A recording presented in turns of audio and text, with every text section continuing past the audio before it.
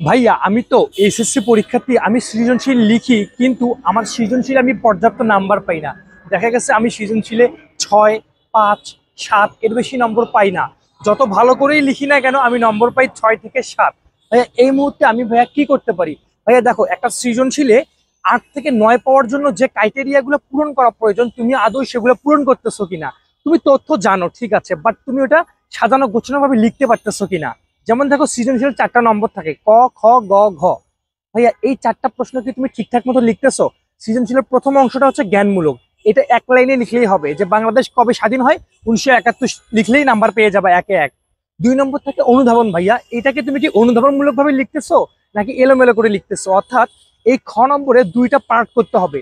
প্রথম পার্টে জ্ঞানমূলক দিবা, দ্বিতীয় পার্টে ওইটার অনুধাবন ব্যাখ্যা করবো। অর্থাৎ খ নম্বরে 2টা পার্ট থাকতে হবে, গ নম্বরে 3টা পার্ট থাকতে হবে, ঘ নম্বরে 4টা পার্ট থাকতে হবে।